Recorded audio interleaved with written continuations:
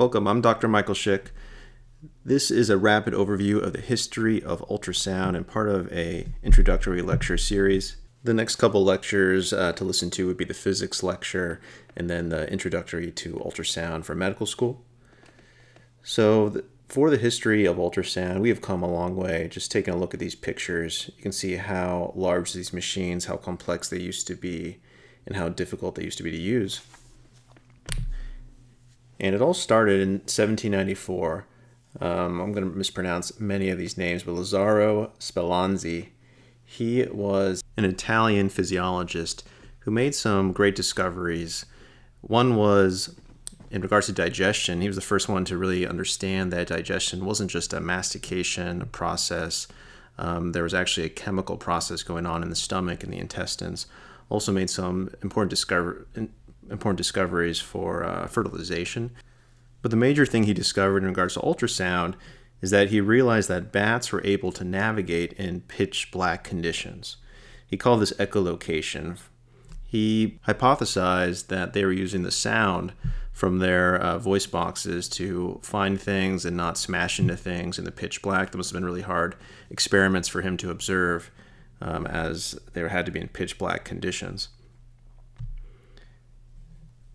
The next great work was done by Jean-Daniel Colladin. This is a French physicist who did some really interesting work with light and is one of the people we should thank for optic cables, the ability to use our computers and internet and things like that, but also did experiments with sound in water and discovered that sound actually traveled faster through water, and you could say that he had the first transducer, which were large bells within the English Channel, and he hypothesized that he could create a new communication system from England to France through the English Channel, which never actually happened, but an interesting thought.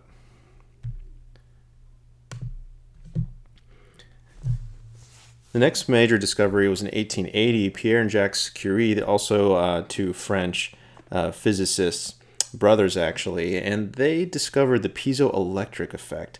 So they hypothesized that you could turn mechanical stress into an electrical charge. And they experimented with all sorts of types of crystals and salts and found that certain salts and quartz were actually the best piezoelectric substances that they could find. And they put these things under stress, and they were able to measure an electrical charge being generated from them with very rudimentary tools. They had some wires and some glue and just some basic mechanical sets. And importantly, they discovered that the piezoelectric effect can occur in reverse as well. So they were able to put electrical charges through quartz and create a mechanical effect. And that is what we do with ultrasound machines. We run electrical current through crystals, which creates vibrating crystals and then creates a ultrasonic longitudinal compressive wave. In 1915, Paul Langevin, another French physicist, took this idea after the Titanic sank in 1912 and thought that he could create an ultrasound device that could help detect icebergs in the way of these ships and also submarines. And he was, in fact, able to do this, and it was used in several submarines in World War I. In 1942, Karl Dussek was a neurologist and physiatrist at the University of Vienna. He was the first one to use this as a physician for humans. He was diagnosing brain tumors using A-mode ultrasound. And it's interesting that we're just starting to sort of go back to this cranial ultrasound now after so many years. In 1948, George Ludwig, he was an internist who first described the use of ultrasound to diagnose gallstones. So we moved past the cranium and moved into other body areas. In 1958, Ian Donald, he was a Scottish physician who worked at the shipyard, also worked as a flight surgeon, and really is the pioneer of OB/GYN ultrasound, and you could say abdominal ultrasound too, because he was looking for abdominal masses, and this is how he started getting into ultrasound in the use of abdominal pathology. 1950s through 60s, Douglas Howry and Joseph Holmes really pioneered the two-dimensional B-mode ultrasound, and this is really what we're using still to this day. They were at the University of Colorado, and this is a real first boom in diagnostic imaging. And during this time, the American Institute of Ultrasound and Medicine was also founded. In the 1970s, ophthalmologists started using ultrasound for ocular reasons. Also, vascular surgeons started using Doppler. And then the first uses of point-of-care ultrasound began in Germany and Japan, where physicians started evaluating patients for pericardial effusions. The 1980s is really the second large boom of ultrasound, and this is where it moves into the United States, and we start using it for many, many things. So power Dopplers developed, 3D ultrasounds developed, and point-of-care ultrasound really takes hold and takes off in the United States. In 1997, the first point-of-care ultrasound fellowship is established in Chicago.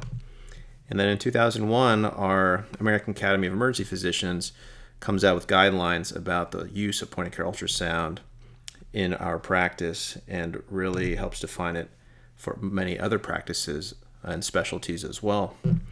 And with this boom of ultrasound and increased use comes technology advancement.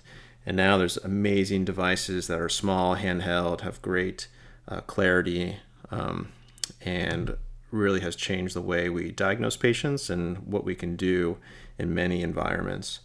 Ultrasound is important for so many reasons, but just to highlight what the WHO estimates that 75% of the world's population has no access to diagnostic imaging. So we can really change that with ultrasound because it's so versatile and portable, now inexpensive, and continues to be safe because there's no radiation.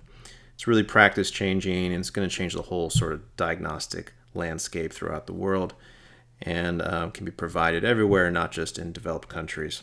And it really puts the power in the hand of the practitioners because they can diagnose things now at the bedside. So this is like versatility defined. You can take ultrasound anywhere. You can have portable devices to help power your ultrasound machines. They can be used in any rural, tactical, or developing environment. Here's up in Everest, and then even the space station, we're using ultrasound, and myself in kind of rural Africa teaching ultrasound. And it's been used in almost every specialty now for multiple reasons and continues to expand in its use. The other thing I wanted to mention is that ultrasound is also an amazing tool for education, and it's now moving into many medical schools to augment teaching anatomy, physical exam, physiology, pathology, and many other subjects. It's also a tool that really all residents need to learn because all interns and residents are doing procedures on patients in the hospital. And I argue if we teach interns and residents to do ACLS, advanced cardiac life support, then we should teach them how to diagnose those things that can put patients into PEA code. And many of those things need to be identified with point-of-care ultrasound.